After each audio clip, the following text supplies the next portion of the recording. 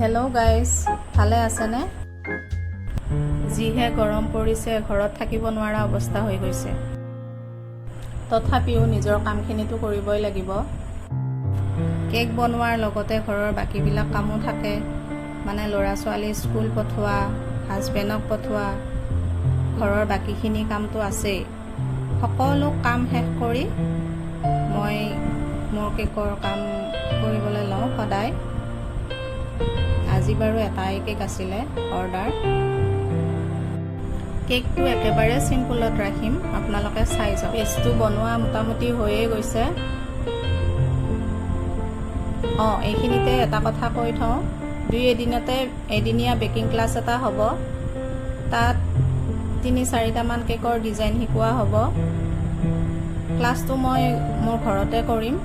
যদি কাৰোবাৰ ইচ্ছা আছে তেন্তে মোক যোগাযোগ কৰিব পাৰে। এয়া মোৰ বেচটো বনোৱা হৈ গৈছে ৰাইজ। আজিও এজনী ছোৱালীকে বনাই আছোঁ,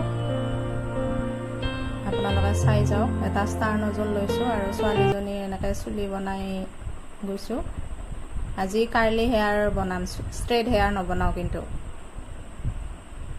একদম শেষত দেখুৱাই আছোঁ কেনেকুৱা হৈছে।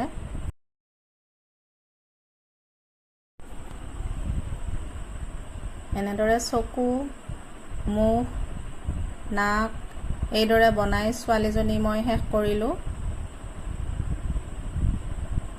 এতিয়া অকণমান লিপষ্টিক লগাই দিম ওঠত, তেতিয়াহে ভাল লাগিব নহয় জানো ৰাইজ, যিহেতু ছোৱালী মানুহ এজনী।